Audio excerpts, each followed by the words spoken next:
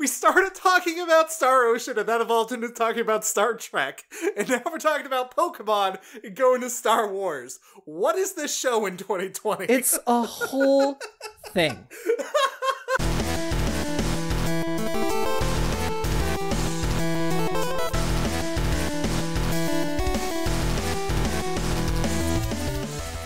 Hello, my lovely monsters, trapped inside tiny balls in my pocket. Friends, thank you for joining us today on the Nintendo Everything Podcast, episode 62. My name is Oni Dino. With me, I have a fighting-type legendary, but all he knows until level 61 is Splash, and it takes forever to train him. Rare candies will not work. It's Galen. Wait, why won't rare candies work? Oh, you know why. I do? Okay. Absolutely. But it's totally worth it because of that late level evolution that goes into it. And the type 4 diabetes. Perfect IV. Oh my goodness. Yeah. Oh my goodness. So clearly, what is coming up in this episode? We're talking about the Pokemon Direct that happened this week. Still processing it, honestly. Well, this came out like not only out of the blue, but came out really, really quick. So yeah, I mean, Directs always come out within a day or two. They've been doing like 2 days worth of what's it like? Alert? Not alert. Like notice. Notice. Yeah. There it is. We'll get into it in a bit, but okay. Boy, is there some toxicity happening in the Pokemon community. It is just a weird time for Pokemon right now. Yeah. We'll get into all that a little bit later. But before we do, we're going to talk about our adventure log. Just before the show starts, again, a reminder to all of our lovely listeners, and we have some new lovely listeners as well. Our last episode got little bumps here and there. We're like, oh, nice. Hey, what up, new people? Welcome. We would greatly appreciate a rating on your podcast listening device of choice. Of course, iTunes is like a really great way, Spotify, whatever you can do on that thing. It helps us get recommended through algorithm gods, all that junk. So please help us grow. That is the best way you can support us. And without further ado, on to the adventure log. Let's go adventuring. Galen, you've played nothing. That's not true. Is it not? No. Okay. I've been playing The Witcher 3. Oh, nice. Yeah. This has been sitting on my digital shelf for a little while, so it was nice to kind of like dust it off and give it a playthrough. And this game is pretty fun. I'm really enjoying myself. It's been a little while since I've been able to engross myself in a I don't want to call it a classic RPG, but a more formulaic setting, a more classic setting of an RPG. And yeah, it does take a lot of inspiration from... I certainly wouldn't call it classic, but there are very clear inspirations from games like Baldur's Gate, classic Western RPGs. Yeah. Oh, speaking of, you playing this on the PS4? I am currently. Okay. I got it when it was back on sale a couple of months back, and yeah. No, the game's a lot of fun. I'm going through the opening world, kind of getting used to the combat system, and understanding that it's not as much of an action RPG as it is. It almost takes like a Monster Hunter-esque approach to things on how you want to approach combat, where there's a lot of preparation, a lot of planning things out, and laying down traps and getting everything just the right way. Can you step in your traps? Because I have a feeling that you, Galen, would do such. No, I have not been able to step in my own traps yet, but it is early on, so I will keep you informed on this one. Please do. Yeah, I have been finding myself dying a lot, but that's because I'm challenging myself. And also terrible at video games. Well, yeah, I don't play them. But, you have no arms. Exactly. I'm challenging myself on this and playing on the hard difficulty as opposed to the standard, kind of going into it. Oh, nice. Just changing up the formula a little bit for me. New year, new you. New year, you knew me. New you me. That's the next Nintendo console. Oh, Jesus. The Yumi. Yeah, but I'm having a lot of fun with it regardless, and it's having me approach some basic elements of combat. Like there's a pack of wolves, for example.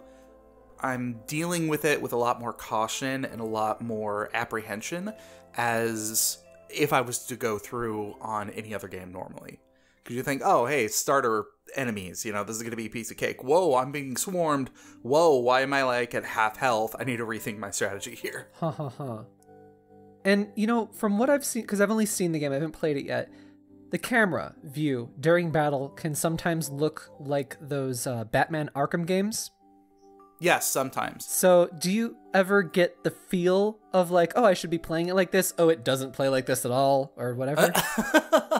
That happens to me sometimes in games, so I just sometimes wonder. Yeah, like I am very accustomed to playing the Arkham City and just those combat reactive, you're parrying almost as much as you're attacking kind of games, and you want to keep your combo up. Yeah, that is not what you want to do in this game. Right. So you definitely want to take your time when you are in combat. How are you enjoying the setting and the environments? It's very refreshing to go back to this kind of old school formula. And there is a little bit of a world building learning curve to it, because this is the third game in the series. Right. Based on the novel, there's so much lore. There's so much to every little thing. There are armies that are being in conflict with each other. There are, locations and histories that you can investigate into, and characters that they make reference to. There's a glossary, kind of like Mass Effect style, where you can read into and find out more of that. So it definitely gives you a chance to kind of sit down and with a nice cup of coffee or something and just read while you have your coffee. I like supplementary things like that in a video game, like in a tutorial or whatever, as long as it's not in lieu of actual world building and storytelling, that they just have this put together there. I remember Final Fantasy 13 was really problematic in that area. I loved reading those things, but it's just why isn't anything happening in the world that it's telling me this? I feel like a story beat would happen in 13, and then I'd be like, I don't know what's going on. Okay, I have to go back and read my book, and then now I know what's going on. And it just was not well designed. Yeah. Well, and it's funny because the world building is also really subtle in the game. So I was walking through the first town that you go through, and there's this little peasant child who runs around and says, "Oi, have you seen my daddy?" And then he runs off, and you can't interact with him or anything like that. That just happens. Well, I start to explore into the woods just completely off the beaten path. I'm just exploring around, and I come across this random body with its limbs torn off just in the middle of the woods. Don't tell me that he was excuse me, it's only a flesh wound. No. He was most certainly dead, but he wasn't too far away from the town, and there was also this other pack of wolves that was not too far away from there. So I'm it's not like a quest or anything. It's not like I can report this finding and there's no other evidence other than what's been laid in front of me, but I could very easily kind of put the pieces together and find out what exactly happened here. Yeah. Can I ask a question? That was a full town, right? Mm-hmm. Does that town have walls or anything like that? This one does not. No, it was a village town that you were going through. So you just kind of walk in, and that's the other thing. The towns, the first towns that I've been to, they have been very, I want to say, authentic to the time period. The time period of fantastical setting, SD 5922. Mm-hmm. Oh, 23. Sorry, 23. Oh, yeah. Gotta be period accurate. That always, I don't know, I have to see it for myself and kind of live and breathe in the world for a moment, but that is always something that I think gets looked over in a lot of games. Mm-hmm. Perhaps in a small village it makes sense that it wouldn't have walls or anything, but you would think that if you have a decent enough village that you would put up some sort of walls to keep out nearby wolves, at least. You know what I mean? Yeah. So absolutely. That's something that I feel gets looked over in some games. Some games they don't. Well, and I don't necessarily think this is the case, because there was another town that I went to that was actually completely abandoned. It's one of the first side quests that you go to. Because they didn't have walls. They did have walls. It was completely So abandoned. you're saying the walls did it? Did I just solve the entire arc of The Witcher 3? Nope, you got it. Shut the case down. Case closed. So you're saying that it's a game about breaking down barriers, just like Death Stranding is about building bridges.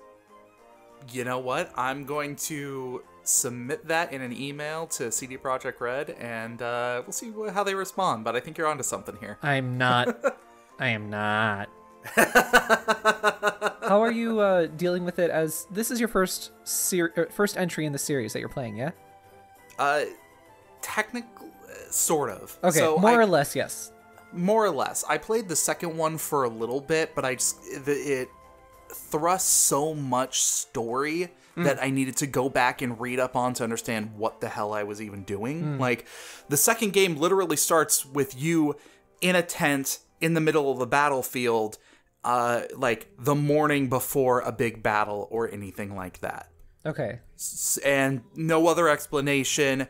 There's this girl who, like, gets out of bed with you and, like, leaves to go do her own thing. I'm just like, wait, who is that? No, wait, where am I? What happened here? My wife. Exactly.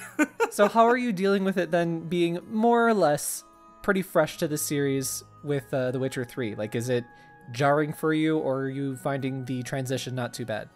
With this game, actually, it sets itself very clearly at the very beginning. Like, I understand the characters that they want to introduce to me at the beginning, and every time I've come across a new character, it's taken its time to, like, hey, this is a person that you know.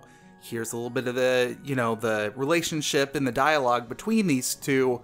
Go ahead and make some decisions based on what you've seen. You don't have to have that extensive, like, knowledge of the lore of the series in order to make an informed decision. Which I appreciate. I'm getting into this game a lot easier than I was able to get into the second one when I played that. Nice. So I guess, like, if people were considering picking up Witcher 3 on the Switch and this is their first one that they'd be jumping into, that they shouldn't have much of a problem with it, yeah? Absolutely. Right, so you're having a good time with it. You're going to keep going with it, yeah? I really think I am going to, because this is one of those games that I've always wanted to play. I've always really wanted to get into it. I've never given myself the time because I know how extensive everything is. But I'm at that point where there's no huge releases that are coming out in the very new future, so I think I have a little bit of time to kind of, like, sneak this in every once in a while to kind of give it a fair shot. Excuse me, Tokyo Mirage Sessions comes out next week. The 17th, right? Yeah. Yeah. It's right around the corner. I know. Yeah. Well, you're going to pick that up, or what's just going to happen over there? You want to talk about it? We'll see. Yeah, we will see, won't we? Dun dun. Da.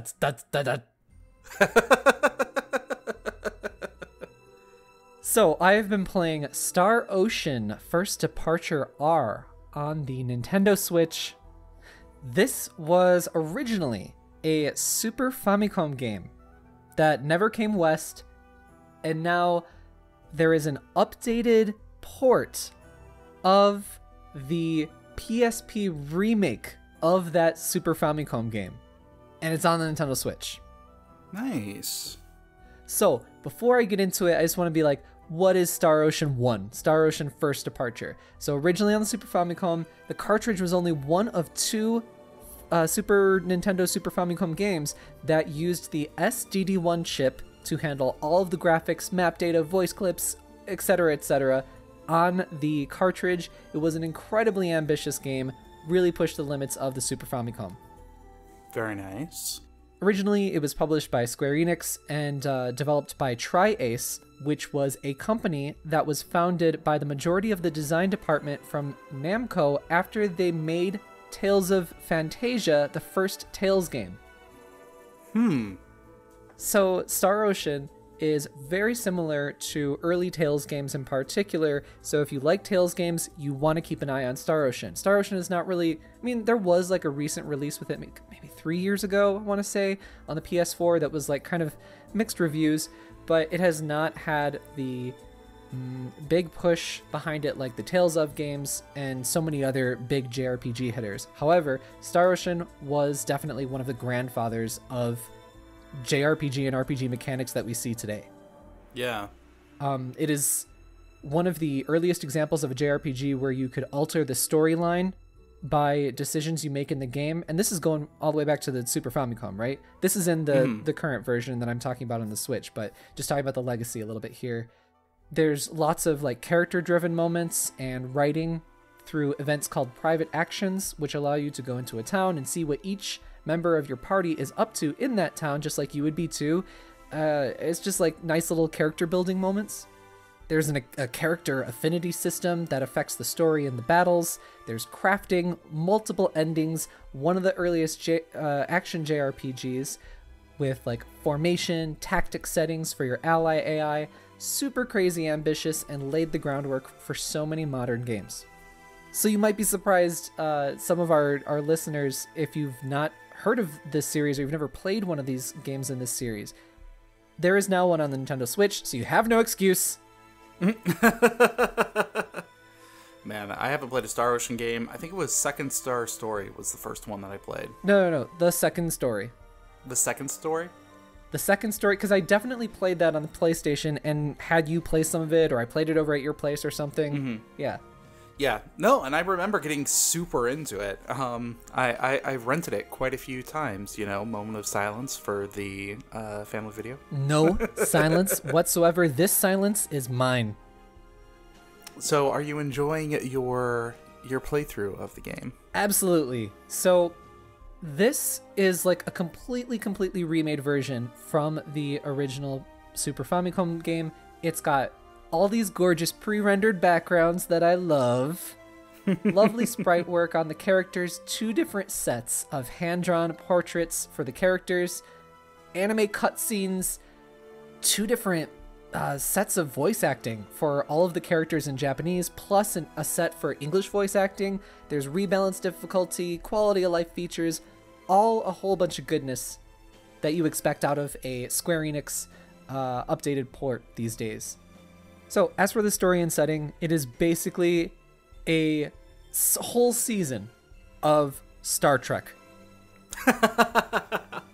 Okay. Star Ocean is one of those games that mixes high fantasy with futuristic planet exploration. Galaxy do love exploration. That. I do love that in games, I'm not going to lie. Yeah.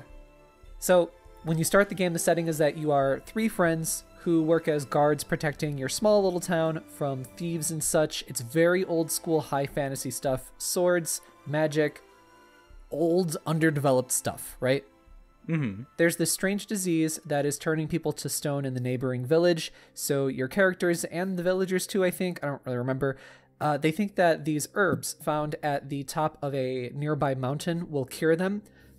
So you all go to try and get these herbs at the top of a mountain. When you get there, 2 people from an advanced civilization beam down and appear in front of you. And up until this point, all you've seen is regular high fantasy stuff. Mm-hmm. Very typical stuff, nothing futuristic. So the stark contrast of technology is introduced in a really good and jarring way. These people then tell you that the herbs do nothing.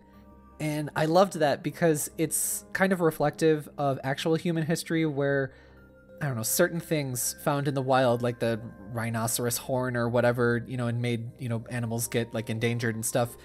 Mm-hmm. They were thought to cure diseases just because they were rare and hard to obtain, even though like knowing what we know now through science, actually that's totally not the case at all. There's no link. Wait, so you're saying that those rhino pills don't work? Has your horn gotten bigger, Galen? The answer is a no.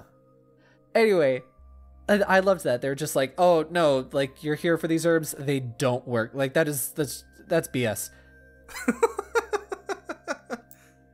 Sounds like kind of a dick move, by the way. Just no. Oh. So these people are from an advanced society, and that's what's so fascinating too, is like the complete clash of 2 societies from different planets clashing, where the advanced people are like, no, it doesn't work. Like that's BS. Like don't believe in that. And then meanwhile, you're like mystical stuff, and you like believe in things that, in hundreds or centuries from now, like maybe your society wouldn't believe in this stuff, but at this moment it does, and these people are interfering with your society. Very Star Trek stuff, right? Okay. So these people tell you that basically you can help them find a cure to this disease because it's a problem, but you have to leave your planet and never return. Meanwhile, one of your party members is just realizing that they're inflicted with the disease too. One of your other party members' father has been turned to stone already, so you need to do something. There's a really good sense of urgency that's set up in the character's motivation. This is like the worst example of the Prime Directive. Just like, oh, absolutely. No interference. Yeah, come along. It's almost like a J.J. Abrams Star Trek, where they're like, well, we'll mention the Prime Directive, but we'll violate it in every sense. Honestly, if you've never seen a Star Trek thing, they violate it like every other episode. So what? In which Star Trek? In like the Next Generation, they don't.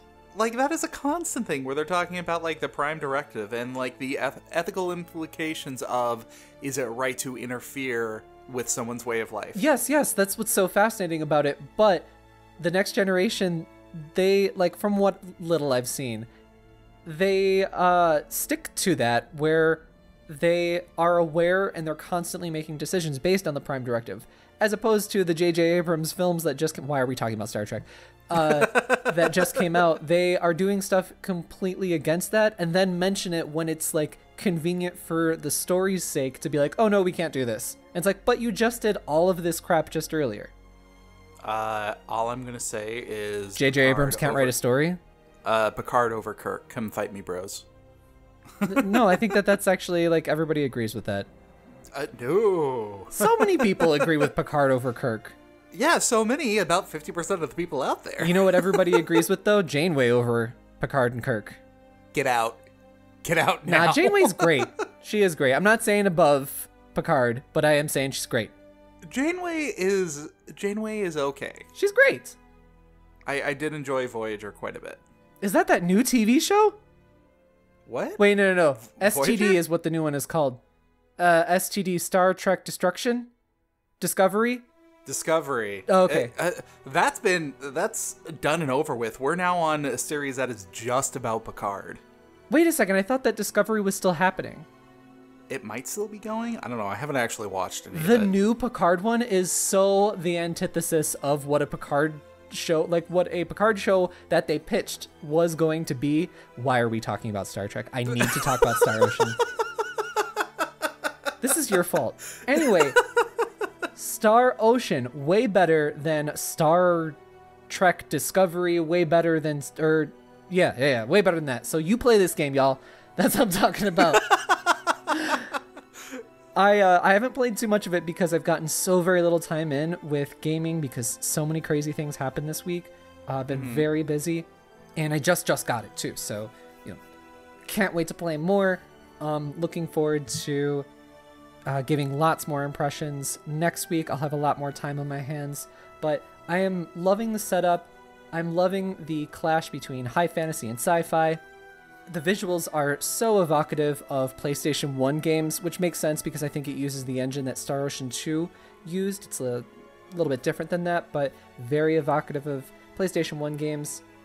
There's this, like, beautiful sadness that the game has in tone, and that is not only aided by, like, the story, but super aided by the soundtrack. Motoi Sakuraba is the person who composed and arranged everything, and it features lots of different kinds of instruments like woodwinds and brass, bells especially, choir, piano, and it's got this like very ethereal feeling to it that fits perfectly with high fantasy space theme of the entire game. So I'm really looking forward to just jumping from planet to planet with all of this like intricate world building that the Star Ocean series is known for. Like I'm surprised that you're not into this, Galen, because like this is Star Ocean First Departure, right? Yes, Star Ocean First Departure R on Switch. Gotcha. Like this is the most complete package of this game that has ever existed yet, so this is like where to jump in for sure. This is really cool. You should pick it up. It's on the Switch. It's pretty cheap on the eShop. I think like $25 US. I don't remember. I think it's less than that right now. I'm on Nintendo site right now. It says it's only $20.99 USD. Oh, okay. Yeah, see? Yeah. For a full-on big old fat JRPG? I'm totally into this. Yeah. So you heard it from Oni Dino first, people. Set phasers to fun. Oh my god.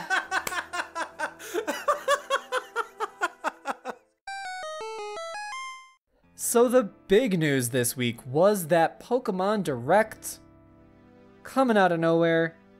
We last week predicted, like, okay, there's probably a Direct around the corner, and we're thinking it was going to be like a regular Nintendo Direct. Then it was a Pokemon Direct, and everybody was kind of like, what? Like, nobody was expecting that, like, so soon after the release of Sword and Shield. That's also a topic I want to talk about after this, but meanwhile, let's just get into what was announced this week. Yes, let's go over the basics and then we can talk about it. So starting off, we get the remake of Pokemon Mystery Dungeon Rescue Team. This one's called Deluxe. This is coming out in the beginning of March. There is a demo that is live now in the eShop, and you can also preload it live too. It is $60 though. Yeah, and like, I don't like to talk too much about the discussion of like, oh, this game should be worth this amount of money or it should be less than this, just because like there's development things that go into it and yada yada. So I'm not one to say something like that. However, as a consumer, I will say that the $60 price tag does throw me off a bit. I would have bitten this in a minute if it were bitten this. What are my idioms? Bitten into this. Sure. I'll give you that one. I would have chown It still doesn't that make much sense. onion. What? Would you like a shovel to help yourself dig this hole even further? I'll take the dump truck to the boneyard. Anyway, if this were $40, I would have bought it. Just have to speak literally now. But 60, you know what I'm saying? Like, I don't know. Like, I love a good mystery dungeon title. There's lots of them that are already on the Switch. There was a really good one called Chocobo's Dungeon that has gone on sale a few times already in the 20s. Yeah, when this game first came out, I was really interested because it had that mystery dungeon aesthetic to it. It's a shame I've never actually played this series before, but I've always wanted to. So I'm very happy that they're bringing this back and giving me another chance to kind of like get into it. Yeah, and I like that they went with like a little bit of a different art style too. It's very much like a storybook kind of thing. Like it looks like crayons and watercolors, hard lines for the outlines. It's nice. It kind of sets it apart, you know? I think that's one of my complaints about like Sword and Shield is its art styles. I just kind of don't care for it. So at least this is a little something different. Yeah. Then we got the big news that they really talked a lot about. Well, and the rest of it about. Yeah. The DLC expansion pass for Pokemon Sword and Shield. It's going to be 2 parts. It's going to have the Isle of Armor coming out in June and the Crown Tundra happening in fall. Very, very nice that it's keeping with the wearable aesthetics for the title. Oh, yeah. Armor and then crown, right. I will be the Pokemon King.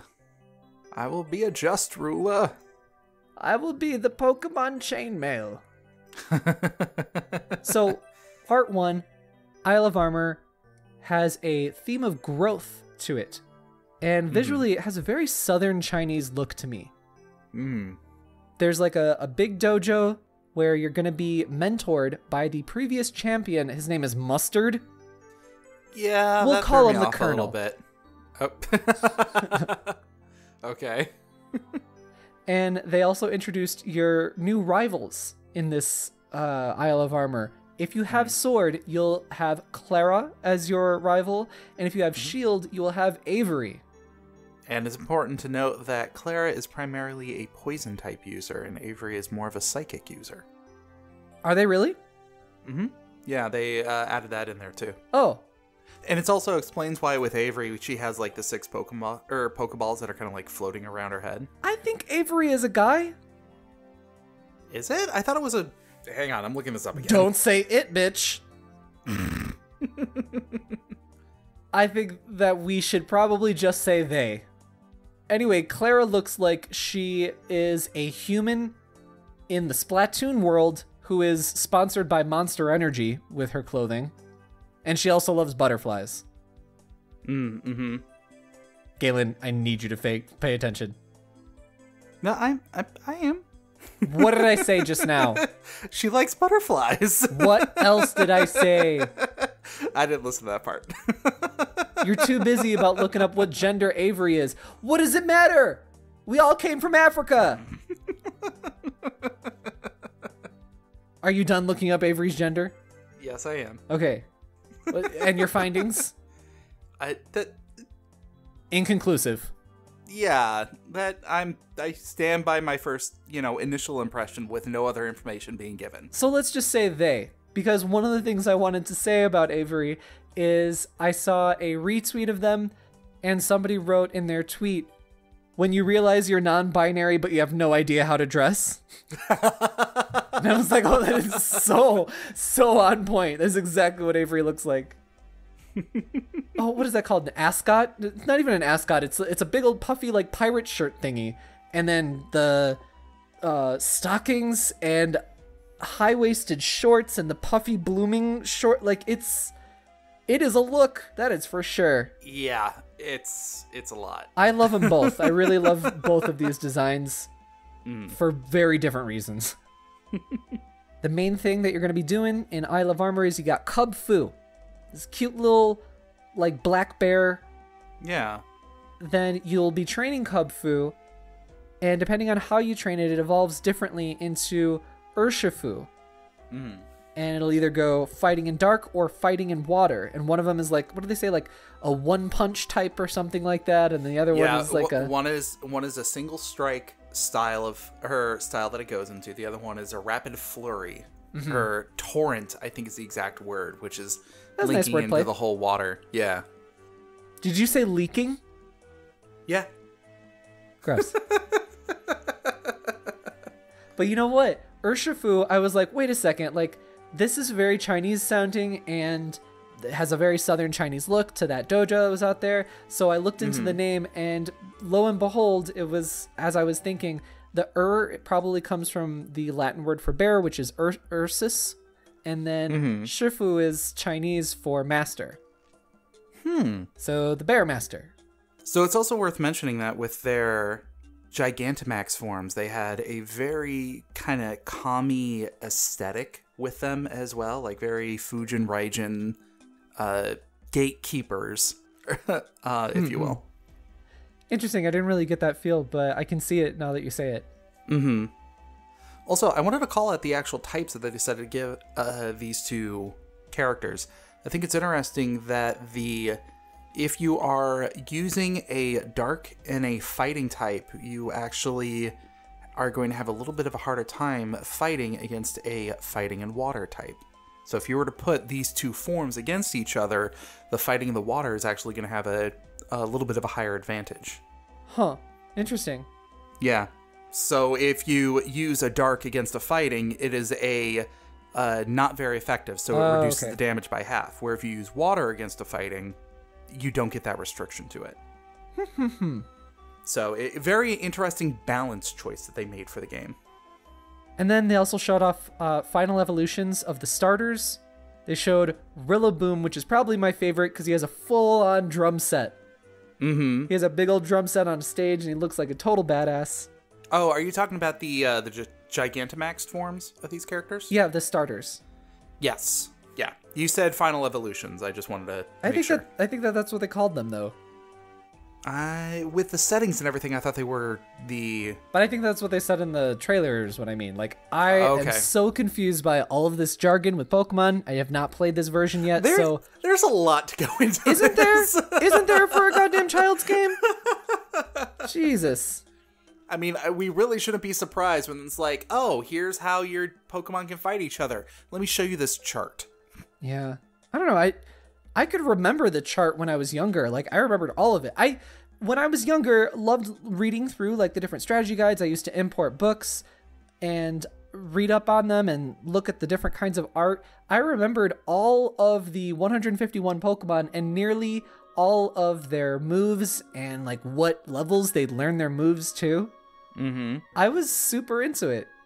You Gen 1er. Whatever.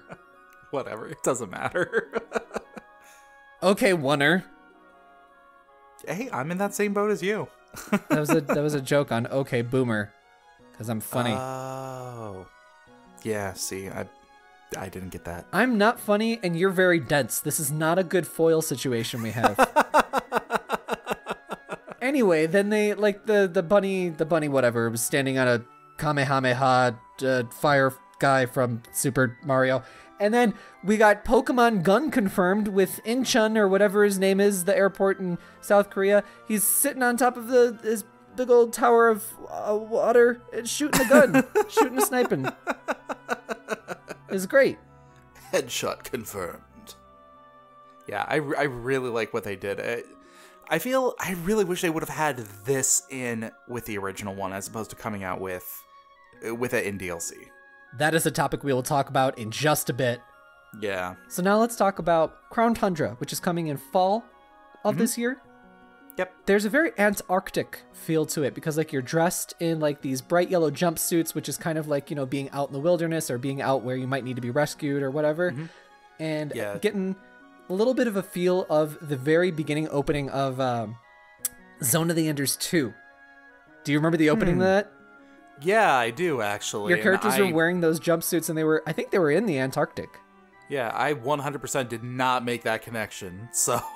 I am literally insane, so it's fine. That's true. And they showed off the Pokemon for that one. Calyrex, which sounds a little bit like something you take when you're constipated. Yeah, I understand that he's supposed to be, like, filling in the Mew like niche for the game. He's supposed to be that more innocent looking one, but he's super rare and like there's a lot of lore or whatever that you want to say behind it. That is my least favorite thing about modern Pokemon, honestly. Yeah, my least favorite thing is that. Like when you say the importance of this mythical Pokemon, then you kind of like devalue it in a way. Yeah, I don't know if it devalues it. It's just that it switches gears for what I think a Pokemon game is.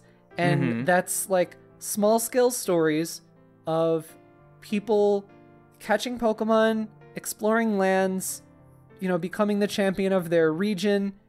And then they turn it into a whole like mystical story. And it's like, wow, this is like the absolute last thing I play Pokemon for, you know? Yeah. I know that there's probably lots of people that like it because they have been putting that shit into Pokemon for generations now. Like, especially, what was the one, it's been 5,000 years or whatever, that meme that comes up all the time? Was that Sword? Or not Sword. That was, God damn it. I think you're talking about X and Y with the big Pokemon war that they had. Yeah, and there was something before that in like Black and White as well, I think. So they've really been doing this a while. I get that they want to like increase the gravitas of the whole story, but I don't know, whatever. Well, it's not aimed at me. It's fine. Yeah. Well, and also, I feel like Game Freak kind of wrote themselves into a corner with a lot of these characters, because, like, literally, when you look at it from a sense of escalation, where do you go? Can I say something that's probably the worst and, like, super controversial if I say it? I mean, it's the Nintendo Everything podcast, so I'm pretty sure it was par for the course, but go ahead. It's fine. Remember, I'm just another idiot on the internet, and I, like, it's fine. It's fine if I have an opinion that doesn't agree with you. I don't feel strongly enough about it, but here it is. Spout your controversy. I feel like Pokémon and Star Wars have a lot in common. In terms of them both getting, like, bigger than they really should have been, and having something 100%. That they don't really have. 100%. Like, they don't have a whole lot there. You can do world building, sure, but it's feeling out of place, and you're just kind of constantly going back to the same thing. Well, and not only that, like, I'm going with this analogy that you've created now. Sure, why not? Like, we got a whole bunch of brand new listeners last week. Let's scare them the hell off, let them get the hell out of here by me saying this stupid shit on the podcast. Ladies and gentlemen, this is a reminder that timestamps are listed below. We are your virtual friends, and we will always be. Exactly. But no, I feel like with Star Wars, there was the illusion and the potential of where they could possibly go with the story, what more could be involved in this world. And with Pokemon, it was interesting because they had that same kind of question. What other animals are out there? What other parts of the world? Like, in the very first game, they were talking about a Pokemon war that Lieutenant Surge, came back from. And it was like a one-off comment when you went to go get your gym badge from him, but people actually talked about that and speculated about it. Oh my god, we have to know what the war was that he went to and that kind of thing. That's the same exact shit with Star Wars, where they're like, oh, okay, the Luke has a new lightsaber, and that means that Jedis create their own lightsaber, and it's from a crystal from this special planet that they meditate over a bajillion years. Meanwhile, in the original game of... That was surprisingly accurate, and with how little you like Star Wars, I'm very surprised that you got that. I have been riding the train to Shitsville that Star Wars is currently on. I have no opinion on it, personally, but I just love the cultural zeitgeist that is Star Wars right now. So you're telling me you don't like it, but the Sith Express is the best way to get from point A to point B, so you'll take it anyway. I love Palpy. Uncle Palpy. We started talking about Star Ocean, and that evolved into talking about Star Trek. And now we're talking about Pokemon and going to Star Wars. What is this show in 2020? It's a whole thing. But anyway, in the original Pokemon game, and then in the original, that third movie, episode 6, which is stupid, it was just a throwaway line. Yeah, it's a throwaway line because, you have a new lightsaber. Oh, it's a throwaway line because he's a lieutenant or a general or whatever. Exactly. It doesn't matter. It doesn't need to be explained. But here's the thing. For the people who wanted to exercise their imagination, they thought about the possibilities of what could be involved with those throwaway lines, with those unanswered questions. Star Wars went ahead and answered it, and a lot of the answers that we got weren't really that satisfying. I mean... Yes, okay, if a lot of your questions are about the politics of the universe, you're going to give us a movie about the politics of the universe, and I'm going to bore when you start talking about the Senate. That was the worst shit ever. Exactly. When we were younger, okay, let's have a little Oni Dino Galen story time here. When we were younger, there was a group of friends that we all hung out in, and one of them, and I would say that all of us were, I don't know, I can't speak for everybody else. For me, I was not really into Star Wars. You guys just were. And so we went and saw the movies when they got re-released in theaters and all that stuff. But one person in particular was very into Star Wars. And I remember we went to go see the prequels when they came out in the theater. They got those midnight showing tickets and stuff, and we would go to those.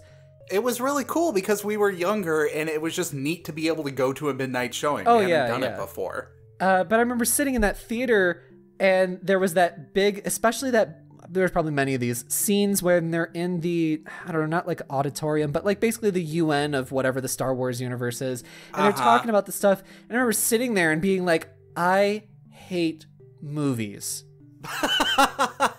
It was the most boringest stuff ever. It was just get this on the road. And thankfully there was some good fights. But I mean, otherwise, wow, did I just so not care. Bringing this back around to video games.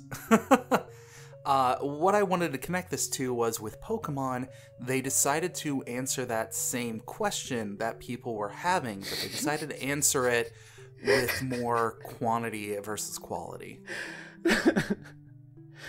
Oh, God. You doing okay over there? The new Pokemon game is Sword and Shield. Pokemon Sword and Shield answers the burning question, what? The burning question that nobody is asking. Well, that's not even what I meant. What I meant when I said that. But what I was saying was, I forgot what we were talking about. It's fine.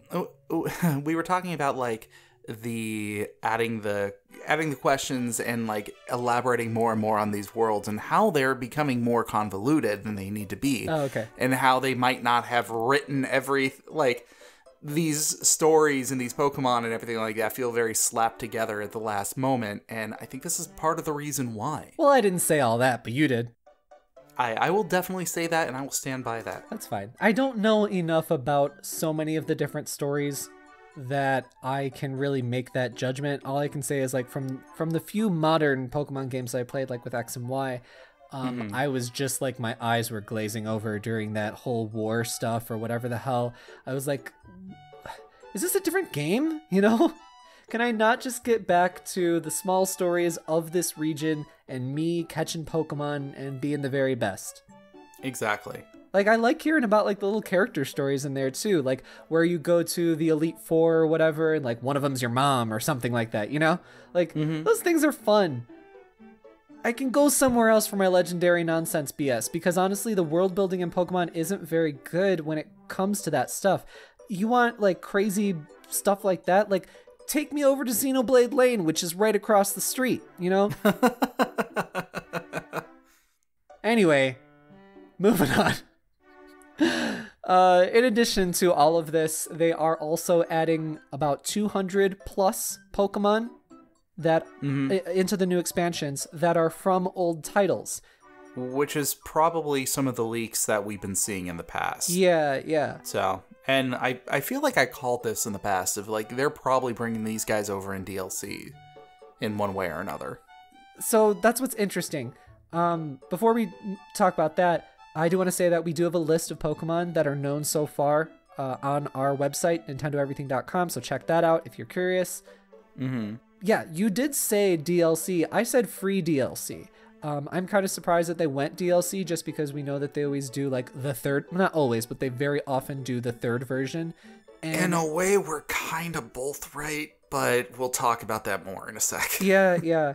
So with these DLC, it seems to be, and I re-listened to the direct just before we started recording, it seems to be that they are replacing that third version, that ultimate version of the generation with this DLC. Yes. Financially speaking, that's good because now it only costs you $30 for this content as opposed to an additional $60. Okay. Just talking financial numbers there. I know a lot of people are super divided on this. The Pokemon community is filled with so much toxicity right now that it's hard for me to read it just because I don't have a dog in this fight at all. And I don't know, it's just a lot of negativity. It's hard to read. It's almost like reading like the news, you know what I'm talking about? Like with what's going on in the news and like what's going on in politics. And it's like, some days I can handle it, some days I can't. And that's just really the best I can do. I'm trying to stay informed. And that's exactly what I'm doing with Pokemon. That's how much of a downer this subject is. Yeah. Anyway, $30, that includes both part 1 and 2.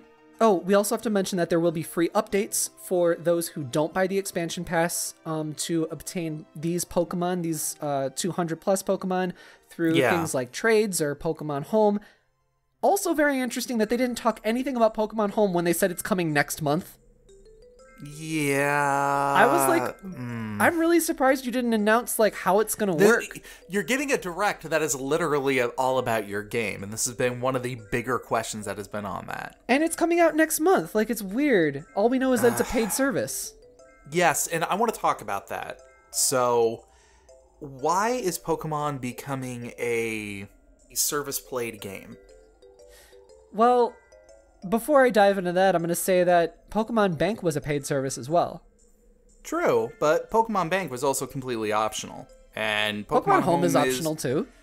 It is as optional as Pokemon Bank was. If Pokemon Home is the replacement for Bank, then it is just as optional as Bank was. I mean, I'll agree with this, but also the whole concept of Pokemon becoming a game as a service, which is the term I was trying to think of before. Oh, well, this isn't a game as a service. I'm referring more to the methodology of games as a service of you release your game, how do you keep making money for this game after it comes out? Yeah, but they're not doing games as a service then in that regard. They just announced new DLC. DLC is not games as a service, bro. Yes, it is. No, it yes, isn't. It is. No, it isn't. 100% is. No, it is not. Talk to industry mother people, and you will know that if you're talking about games as a service, you're talking about things like you see in your loot shooters. No, that is a subsection of what it is. No, games as a service is, you have it on the inverse. I'm telling you. Okay, in my description, in my definition of it right now. Okay, but that's different. Games as a service represents providing video games or game content on a continuing revenue model, similar to software as a service. That's continuing revenue model. Like, that's an ever continuing revenue model. It's different than DLC. DLC is an expansion. So you're telling me that increasing the $40 price that the Pokemon games used to be when it came out for the 3DS to $60, and then coming out with these DLC packages in exchange for the third game. They're not making a third game, but you're paying the same price as if you were to buy it. You're paying $30 instead of $40 for this DLC package, but you have to pay $60 in order to actually get into the entry altogether. You have the total wrong mindset on this. You keep saying you have to buy it. You don't have to buy it. You don't have to buy the game at all, but we're talking about what they're offering as a product. No, I'm saying fundamentally you have it wrong. What they're offering as a product is, and this is another talking point for this, is they have a complete game already for $60. Okay. They offer 2 versions of that same exact game, which is BS, and they've been doing it for the entire time, yet true. People aren't really freaking out about that just because they're accustomed to that, which is stupid. And I want to point out that hypocrisy in people, but that's a different subject. Okay, so your price, depending on if you buy one version of the game or both versions, are anywhere between $60 and $120 right now. If you're a crazy person. If you're a crazy person. Yes. Now continue. What else do you have? The game is there for $60. If you want more of the game, they have more of the game in DLC, just like in so many other big titles. Like, is Luigi's Mansion a games as a service? You know, God, what else? Xenoblade? Games as a service? You know what I mean? That's not games as a service, man. Games as a service is where they have that continually monetizing model. That is what it is in the industry. You can't just say I have my interpretation of this word and then incorrectly use the word. But it's not incorrectly using it. I'm telling you it is by industry standards. By what industry standards? Who's saying that as a standard? Oh my god, press releases and literally, stuff. That definition that I got is what I just pulled up online. I know. I was trying to remember what it was that I was talking about. I know, and I could tell. First off, and second off, what I'm trying to tell you that what you read to me is stuff that is like Destiny and such. It is not just because there is DLC, then optional DLC for a portion of the game, then that is games as a service. That is not what that is. Then how do you describe Pokemon Home? Or Pokemon Bank? Well, okay, if Pokemon Home is like Pokemon Bank, that is, God, what would you call that? Because, I mean, it's literally I don't know. bank. I kind of call it games as a service. That's not games as a service because Pokemon Home itself is a separate thing. You know what I mean? Like, just like Pokemon Bank is a separate thing. It's literally a bank where you can put all of your Pokemon from multiple generations, multiple games into one area so that way they are easily transferred over to the next place that you want to put them. Yeah, but by that definition, Fallout 76 isn't games as a service, because you can pay the game for whatever $5 it is at GameStop nowadays. That is not what I said. And just be completely fine with everything else. No, you're making the correlation between all of this. No, that is not what I said. I don't even know what the gameplay loop in Fallout 76 is. That is how little I care about that. Like, I was trying to think, like, okay, what can I say about, like, well, what makes Fallout 76 games as a service? And I was like, what is Fallout 76? Exactly. I don't even know. know. Like a lot of people have been asking that question. I think people have always been asking that because they're like, well, if the NPCs aren't in it and it's not an MMO, what do you do in the game? Mm-hmm. Anyway, whatever. I'm using what they have done so far because this is the first time that they've ever brought DLC out for a Pokemon game. Right. And I'm using this as a precursor of the way that their business is, like, hints as to the way that their business might be run going this way forward. I mean, their business has to grow, it has to change, it has to evolve, pun slightly intended, in order to stay relevant in the market and the way that we perceive games. Gamers today are not the same as gamers as they were back when Red and Blue came out, or Red and Green if you're over in Japan. The games are different. Yeah, but like my thought is like, if it is just, instead of buying a new game for $60, the ultimate version, or not the ultimate, the what's that called? Just the expanded version for $60. Yeah. If it's now being changed to being DLC for $30, then if that's what that is, then I'm fine with that, you know? And I'm not saying that there is anything wrong with it, but I am saying it is worth giving mention to and being like, because this entire Pokemon game generation has been in huge contention right from the get-go with every single thing that they've done. There's not been we have talked more about Pokemon over the past year than I feel like I've talked about Pokemon in my in entire the past life. decade. Yes. Yeah, because they have been making some changes, a lot of underwhelming things, and they have a lot of criticisms. There's also a lot of insane people and a lot of toxicity as well. And that's another talking point, is over criticizing a bunch of BS does not help your genuine criticisms. Not you, Galen. I just mean you in general, for people who are critical of the game. Because I'm critical of like Sword and Shields. You can listen back to this podcast. Like, I've had plenty of things I'm like, oh, this is underwhelming, or like, why are they doing this? Like, I don't like that. But I'm not going to be like, oh, they thought about grass for a while. Well, they could have spent that much time on putting Pokemon into the game. Like, those kinds of criticisms don't help your argument and just make you sound like a crazy person, which makes your parts of your argument that are logical completely sound crazy. And then people completely blow you off. It's like, I don't know. Got to put together your argument right. Be an intelligent human being. And like, learn to take criticism. If somebody likes it and you don't like it, that's fine. If somebody, and vice versa, you know what I mean? Ugh, I'm so tired of everybody arguing and just like looking forward to just like dunking on each other. So not my 2020, I'll tell you what. Yeah. 2020, don't dunk. Wait, what was that song? Stop, don't do it when you want to dunk in 2020. Okay, we'll go with that one. Stop, don't do it when you want to dunk. When you want to dunk. There you go, that's it. I get people being upset about this, but like, people are losing their shit over this, and it's just a bit too much for my emotions to handle reading something I don't care about in the first place.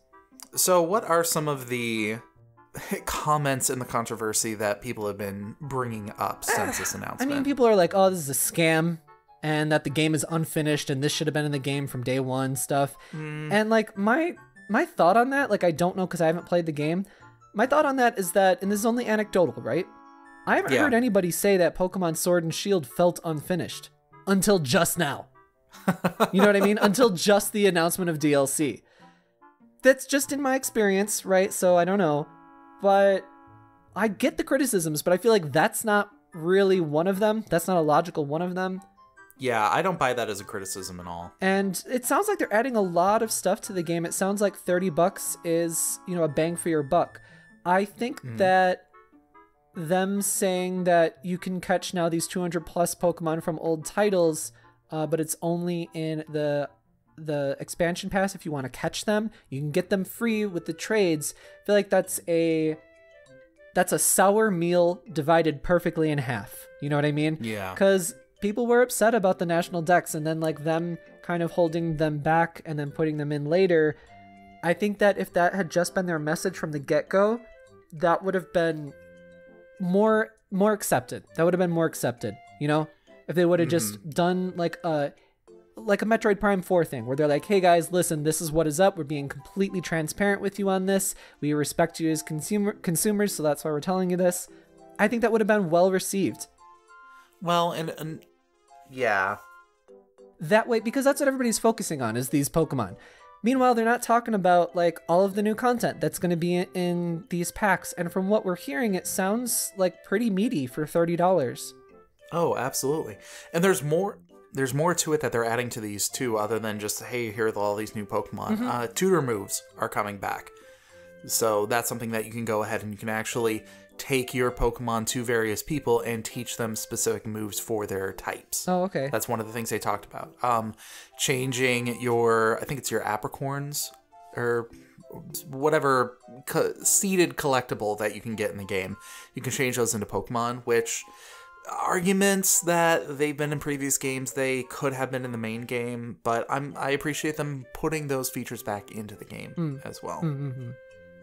Also, it's nice to be able to see like new costumes and new stuff like that. Like, yeah, those are little accoutrements that you would expect them to put in, right? New aesthetic bits are one of the things that I usually expect when an expansion comes out for a game. The Spider-Man game that came out 2018, they did a very good job that when they came out with their expansions, there were a crap ton of new costumes and everything that they came along with it. And that made me interested in actually buying it. Like, it was nice to see the content that they were adding, and I think this is a similar case. Yeah, and I think that that's what like it should be focused on. Like, this is what the DLC is, because the whole adding Pokemon into the expansion that are from previous titles is just like a side of what this really is. They're not charging you $30 to add in 200 plus Pokemon. That would be awful. Yeah. But that's kind of what people are talking about it as if it is. And this is also very interesting because there is a way that you can get these Pokemon and not have to spend a single cent. Once the update comes out, you can trade around, which trading has always been a huge thing. Heck, it was the reason why there are 2 different versions of the game, and being able to trade around with your buddies. If you're the kind of person that spent money on both copies of the game, then you know what? I'll say that's a different issue altogether, but yeah, you can, especially with online trading as well. Like, there's ways to fill out your Pokedex. Right. Or if you don't want to bother with trading, then while we don't know everything about it, Pokemon Home is going to be an option. Like, you can bring over your old Pokemon and fill out the decks that way with the ones that are actually out. Yeah, they did say that you can do that. Yeah. So you don't have to buy these expansions. There are a number of different options that are there. Right. I think that is important to underline. I thought that was like super clear, but I have a feeling that a lot of people are kind of missing the point on that. Yeah. The last thing I want to mention about this, though, is I'm surprised that they announced this so soon. Aren't you?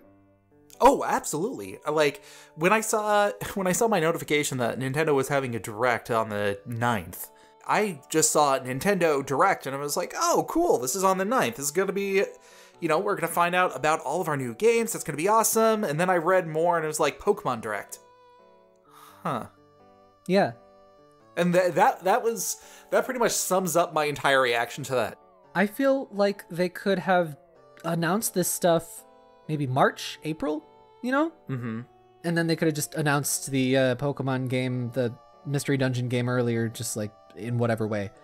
Yeah. I don't know. Just strange that this was done so quickly after the game came out. Maybe they're trying to get people to pre-purchase it off the hype of it just being bought or given to them as a gift or whatever.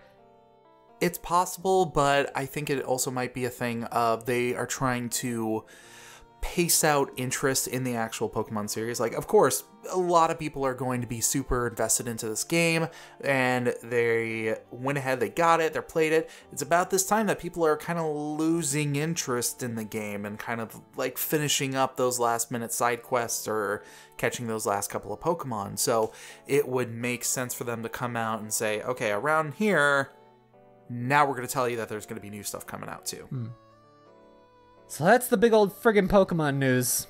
Yeah, Pokemon. Could this be the last time we talk about Pokemon I wish. This year? I wish. I'm going to go back to talking about Star Wars. Ew, no. I'm quitting. Would you rather talk about Star Wars or Pokemon? Pokemon. All right. I mean, you're asking me which dead horse would I rather kick? But I'll tell you what, Pokemon is definitely not a game as a service. I could see them going that way if Nintendo weren't involved with them anymore, but it is not currently a game as a service, man. That's still blowing my mind that you're saying that. You know, I think that in order for us to have that conversation and have that debate, we have to have a further debate on the definition of games as a service. But that's what I'm saying, is it's not even a debate. That's like the, what is it, climate change deniers versus scientists debate. Like, it isn't a debate because one is wrong and the other one has facts, you know? I think this is a conversation for another day. Galen. I want everybody to tell Galen just how wrong he is about his definition, his misdefinition, his what is this called? Misinterpretation of games as a service. That's like stuff that's like game subscriptions and microtransactions and stuff. No, okay. No, Listeners at home, I will actually extend this invitation out to please email us with your opinions on the matter. So, games as a service. Okay. I honestly believe that games as a service is more about the continual influx and interest in a game after the initial product is actually out. It is a much broader spectrum that covers things like DLCs and expansion passes and other things like that, not just microtransactions and other things, although those are included within the subsection. And I am saying that it is not a huge broad thing. It is only things like microtransactions, continuous season passes, like with Fortnite and the racing one. What's the racing game? Rocket League? Aren't they the ones that they do continuous season passes like almost every year or something like that? Oh, God, I have no idea. I also don't know what I'm talking about, but I know for sure Fortnite does because they just did season 10 or 11 or something like that. But it's where there's just a continuous revenue stream. Like with Pokemon, if Pokemon continued to release DLC, for example, like Super Smash Bros. I would concede to say that Super Smash Bros. Is under the umbrella, or at least riding that line of games as a service, because it has 2 fighters packs, and it's going to be, continuously dripping out these fighters over the course of over 2 years now since its release, and it's a continuous revenue stream. I would not really call it a games as a service personally, but I would concede that that one is the one that is, out of all of these, riding that line. Stuff like Fortnite, Destiny, those are games as a service because you can continuously buy things and there isn't an end to it. That's what they really want to get out of people. And I feel like we should have this discussion on another day, but I would love to hear everybody else's opinions on this, so please send those emails to nintendoeverythingpod@gmail.com. Only if you dislike Galen as much as I do at nintendoeverythingpod@gmail.com. Or you can go ahead and send your critiques over to Oni Dino at his Twitter. You didn't even get my Twitter right. My Twitter is Oni_Dino. There you go, ladies and gentlemen. All right. Moving on to DLC. Additional DLC.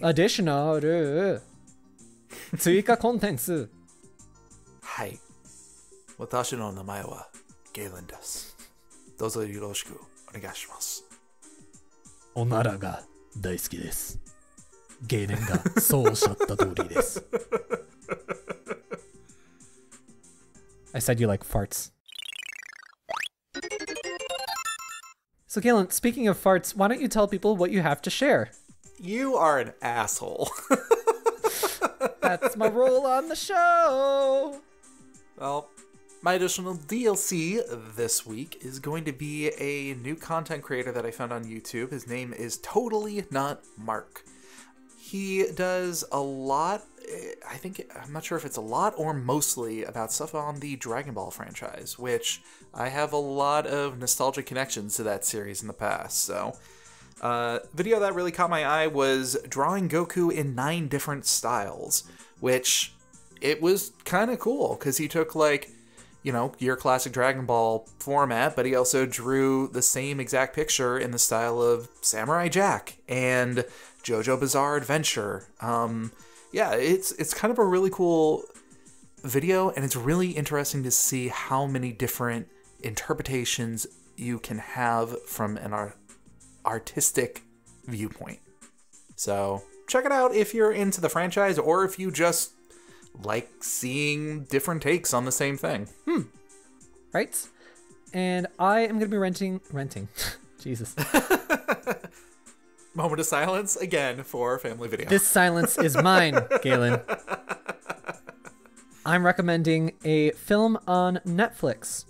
Oh. Yeah, I know for sure it is in the North American Netflix. Don't know, you're going to have to maybe change your region around a little bit to see if you can watch it or whatever. The movie is called Gerald's Game.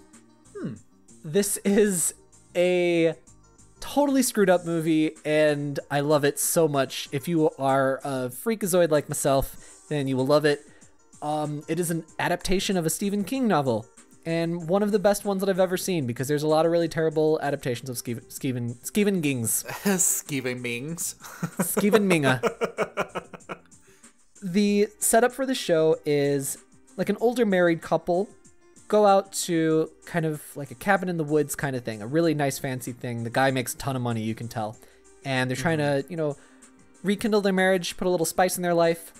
And they are starting to fool around in the bedroom, and the guy, Gerald, handcuffs his wife to the bed, and then he has a heart attack and dies.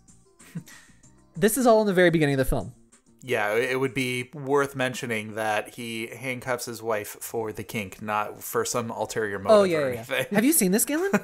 I've heard about this. Oh, okay. I've heard a lot about this movie. It's a good one. You should watch it. Total mine F. It is, definitely.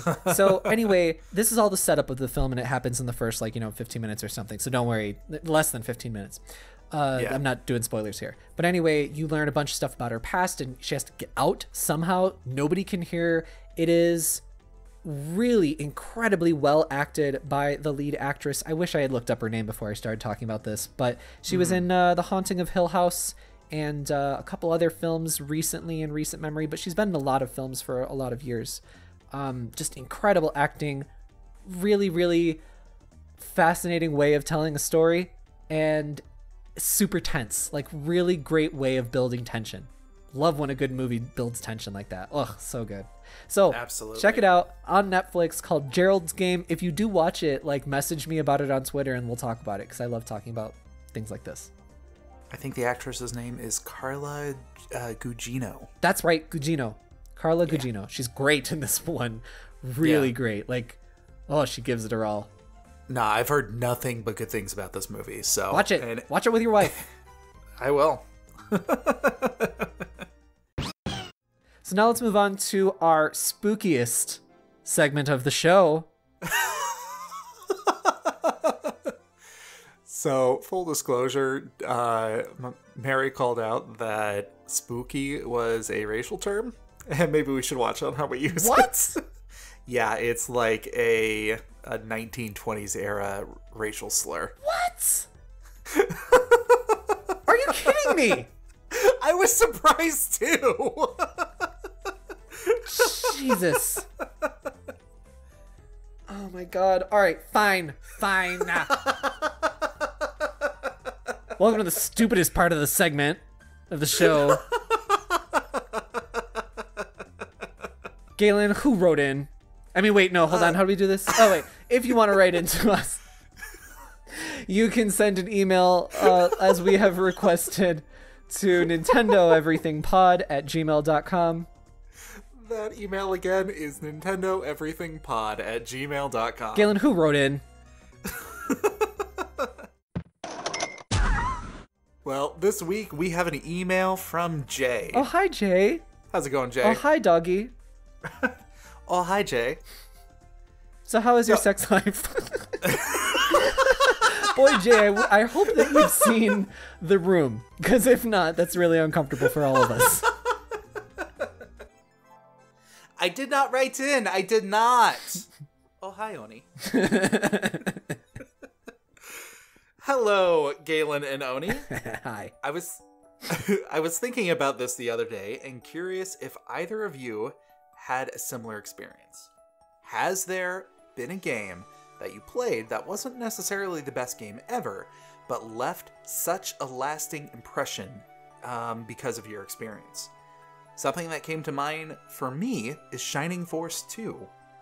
I played this game when I was about 5 years old. I don't know about you, but when I was 5, I was not good at tactical RPGs. It would kick my butt after the first few battles. Every few years, I would come back to it, start over, and get a little further. I never beat the game. Flash forward to 2015, I was going through the Wii eShop. Yeah, Wii eShop on my Wii U, because the virtual console on the Wii U is incredible, and I randomly saw Shining Force 2. I totally forgot about this game, and now armed with years of gaming experience, I was sure I could beat it this time. I played non-stop and loved every second. I could recall all the standard tactical RPG mistakes I made as a kid, and it made it so much more fun. I also got to finally see what happened in this story.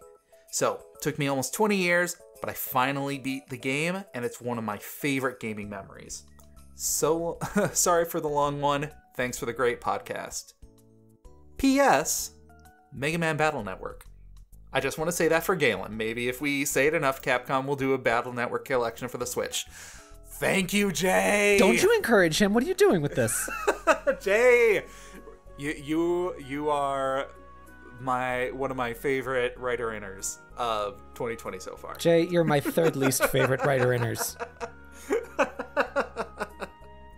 I have to be honest, I loved the Shining Force series.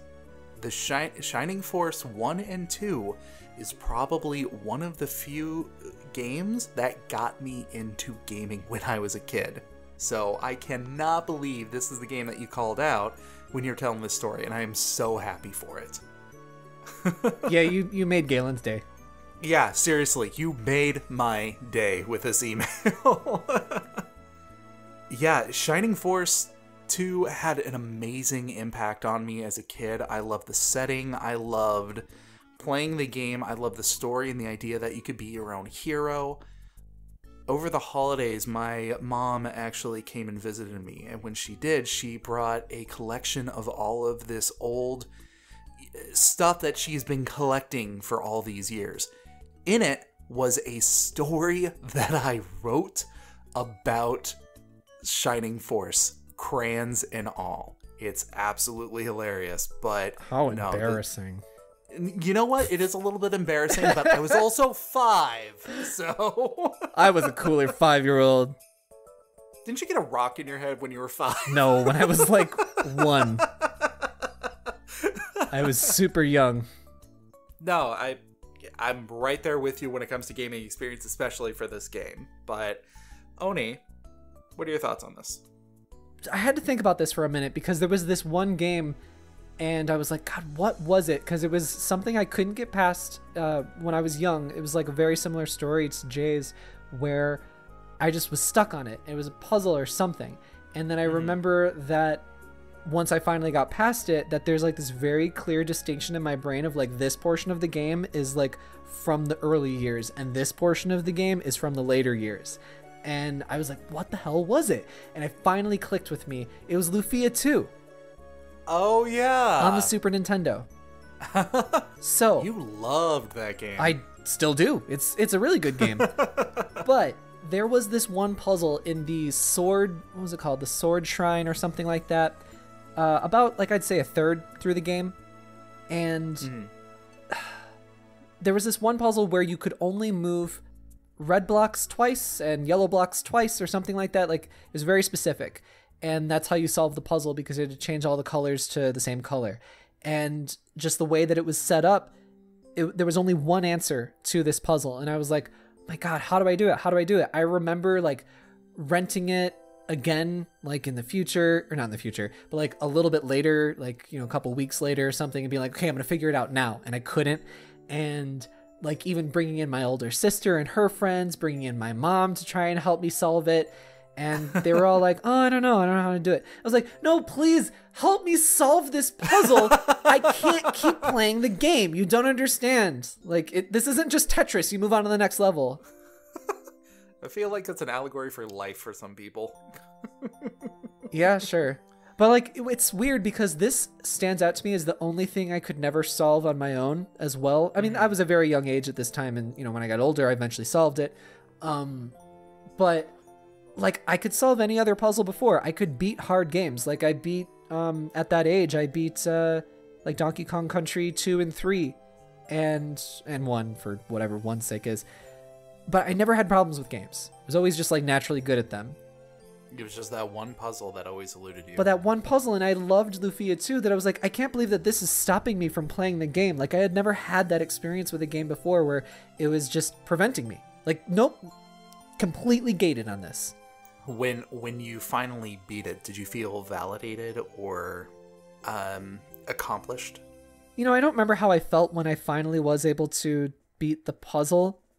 I'm sure I was glad to whatever degree, but it is interesting that even that next door and even that boss of that dungeon that comes up very quickly, it is so uniquely segregated in my mind of like, these are the early years and these are the later years. It's so weird. It's almost like two different games.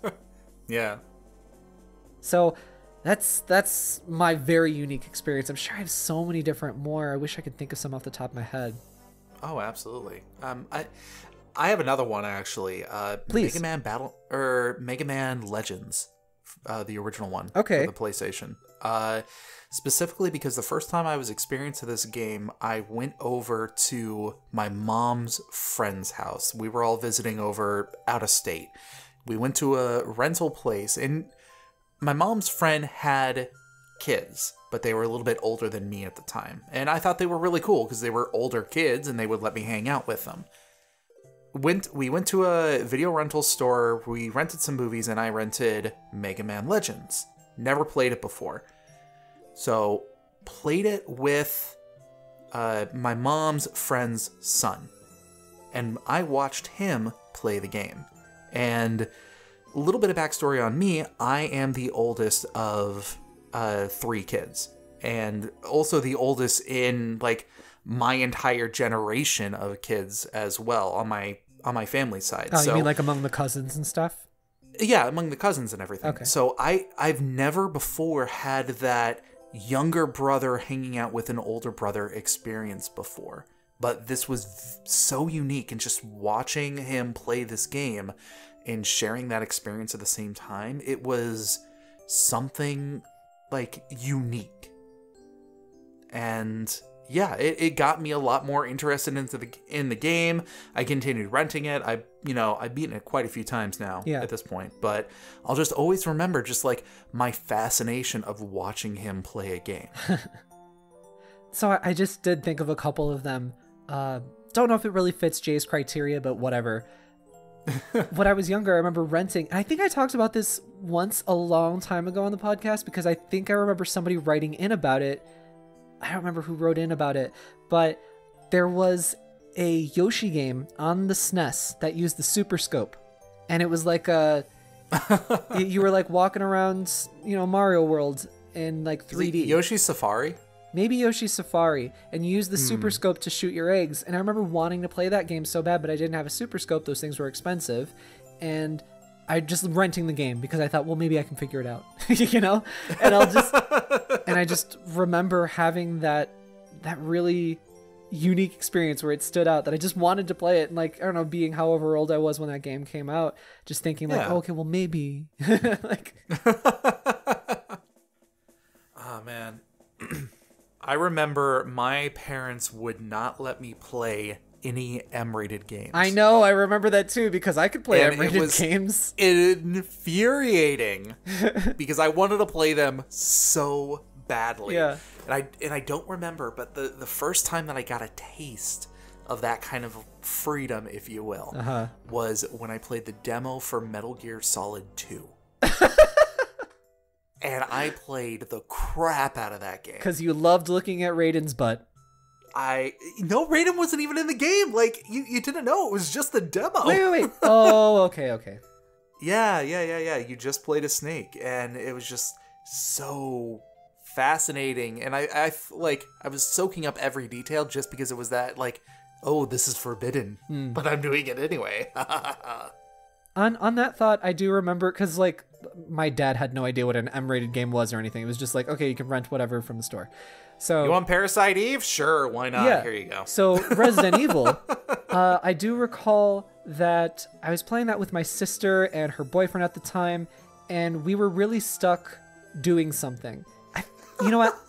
I might have told this story on the podcast before. I'm sorry. I'll just tell us really quick. So we were really stuck on something. Back then, there was the Capcom hotline that you could call into. Like, this was pretty regular for a lot of game companies. Oh God, the hotlines! I forgot about those. Yeah, you call into the hotline and spend like $3 a minute listening to a pre-recorded message of, like, you know, tips for the game or like what to do next kind of thing. So we're listening to like this pre-recorded message of like general stuff about like how you solve whatever puzzles in the game, because it didn't know where you were at, of course, you know. And they were telling us all this stuff, and we were like in the mansion and we were stuck, and then they were telling us about like the residence and like the beehive room and plant 42, and then you go to a lab, and we're like, you go to other locations? The whole game isn't just the mansion? And that blew our minds, because we were like, oh my God, we've been playing this for hours and we never thought that this would be what happens, you know? That's awesome. So the game tip line was what spoiled it for you. Yeah, I mean, I wouldn't say it even spoiled it for us. It was just that it gave us such an impression, you know? Yeah. Speaking of Resident Evil, one of my favorite Resident Evil memories is when they came out with the remake on the GameCube. Yeah. And I remember I went over to your house. Yeah. I went over to your house, and you were like, oh, we got to play this game. It's going to be so much fun. And then we started playing it, and I was reading. There was like a Game Informer or something that you had. And it had an article on there. And I'm reading up, and I'm like, oh, hey, the zombies. What's a Crimson Head? And, you know, in the game, for those who don't know, once you kill a zombie, it doesn't necessarily stay dead if you don't go back and burn the body. Later, the next time you go through, it'll pop up, and it's faster and more virile than before. Deadly, yes. So I mentioned this, so it's like, hey, there's something called, like, Crimson Heads in here. And it's like, no, I played this before on the PS1. Like, they don't do that. It's just fine. And like clockwork, like immediately before I even finished that sentence, one gets up. No, it was like 20 minutes later. Nuh-uh. And we're coming. Yeah, no, I meant that because you were very adamant. And I was like, oh, okay, maybe that's not a thing. And then you come back later and it's like, you know, you got this lighter in this oil. Maybe you should really good. And at that point, another one just came out of nowhere. Oh, I misremember it. Yeah. I thought that you were saying that. And that was right, because I remember exactly which one it was, which zombie it was. It was in the hallway in the west of the mansion. Yep. It's the one that's there to basically wake up and show you it. Yeah. Because unless you are doing everything like super fast and by the book, you can't get there fast enough to burn the body before it wakes up as a Crimson Head. So this is basically your training one. Yeah. That was one that woke up on me, and I thought that you said it, and then I was like, no, they don't wake up, and then that's when it woke up. I don't know. And then it screamed, and then you screamed, and it was so great. It was so great. Yeah. Because it was terrifying. It was a really good scare. Yeah. No, and especially because that entire game is so well made, and it looks so creepy. So atmospheric. Like, that is the gorgeous, beautiful art direction of pre-rendered backgrounds. This is why I play games. It's for memories like these. Oh, that's lame. I play for experiences, not memories. It's not the experience. It's the friends you make along the way. No, friends are weak. Shut them like snakeskin. So, Jay, thank you very much for that email, making us walk down memory lane. Absolutely. Paved with crap. And Shining Force 2. Paved with crap. Oh, that's harsh. You walked right into it. What are you going to do? Lob me a ball? I'm not going to hit a homer? I will bolt level 2 you. I think you mean Thundera. No, bolt. Totally bolt. Thundera. It covers so much. It can, like, wipe out your entire team. I remember that was the move that made me have to stop playing that game because I could not get past that part. Fake gamer since day one. What? I don't know. How did Yoshi Safari work for you, pro gamer? That's not anything to do with pro gamer or whatever. That just happens to deal with us not having money. Enough money. If I had a Super Nintendo, you know. I don't know. You're the one who brought up both Star Trek and Star Wars, so. What? Yeah. You brought up both Star Trek and Star No, Wars. I mean, this episode. why did you bring that up? Because you had literally nothing else to say? Like, I thought there was a segue. What is this? A segue to the end of the episode. Hey! No, it isn't. You can't just bring up something and then expect that to be, like, the segue. Like, it has to connect. Turtles. See, it didn't work. You know, speaking of turtles, let me talk to you about King Koopa.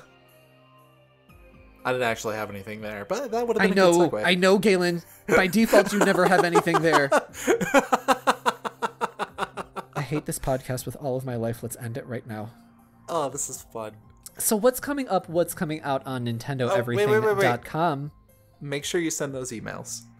To NintendoEverythingPod@gmail.com. Thank you very much. You may continue. Check out our website coming up this weekend, and in the very near future, we have a full-on interview, the Nikkei interview that happened recently with Shuntaro Furukawa, the president of Nintendo Japan. I translated and released some excerpts earlier in the week, and then now the full thing is coming out this week.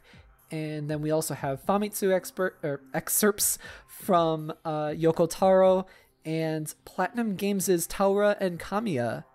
And they talk about some really interesting stuff there that you'll definitely want to stay tuned for. That was a fascinating interview to read through. The three of them really get along really well and make a lot of really good jokes. Huh, neat. Yeah.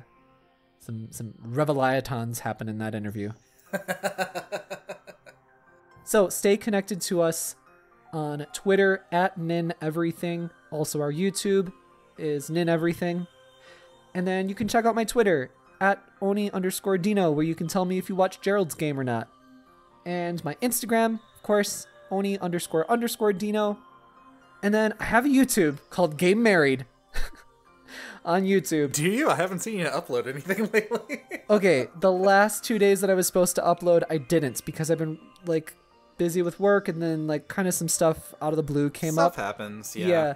So I don't know. I have to really think about this, but I think I might do a mini hiatus, which is terrible.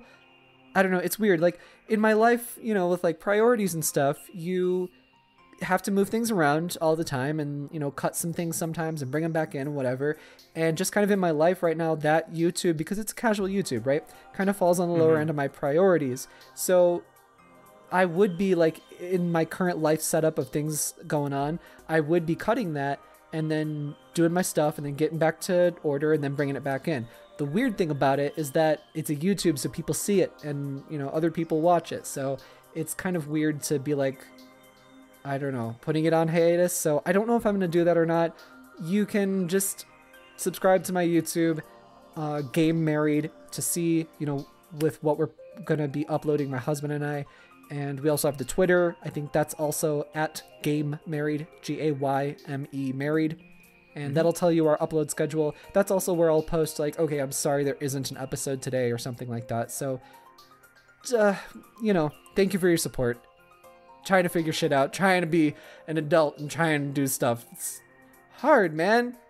Yeah. Like, yeah. Just going to tell you all, in case, like, most of our people are older on this podcast, but in case there's any younger people listening, life doesn't necessarily get easier. It's just that, like, you build up a tolerance to it, you know? It's really all it is. Yeah. Yeah. Galen, where do you write about your life on the internet? That would be on Twitter @Mobius087. And you can also catch me on Instagram every once in a while @True_Mobius. Galen, what's some life advice you want to leave our listeners with? Relax and remember to put things into perspective. What would your life advice be? What is your fortune cookie of life advice? Your lucky numbers are 14, 7, and 69. And what is your Chinese word of the day? Pangyel. Which is? Friend. There you go. For everything Nintendo. That's my line. So stay tuned for us next week so you can learn more Chinese.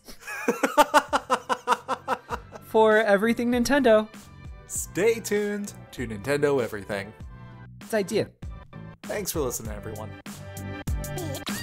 1, 2, 3, and to the folk. Snoop Doggy Dogg and Dr. Dre is at the door, ready to make an entrance, so back on up. Before I have to pull the strap out the cut, Give me the microphone first so I can bust like a bubble. Housing in Long Beach together, now you know you in trouble, cause ain't nothing but a G-bang, baby. Two roped out G's, so we crazy. Death Row is the level that pays me. Unfadable, so please don't try to fade this. But back to the lecture at hand. Perfection is perfected, so I'm glad I'm understanding from a young G's perspective.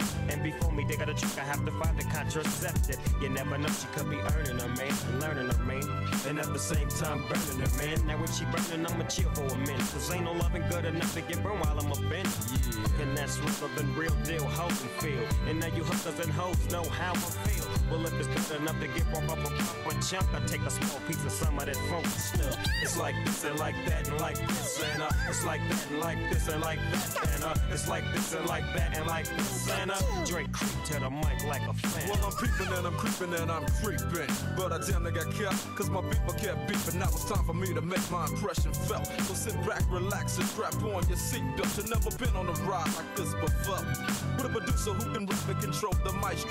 At the same time, with the dope rhyme that I kick, you know and I know I flow some more funky shit to add to my collection. Selection symbolizes dope. Take a toke, but don't choke. If you do, you have no clue of what me and my homie Snoop Dogg came to do. It's like this and like that and like this and it's like that and like this and like that and it's like this. Then we ain't got no love for those. So just chill till the next episode. We got you.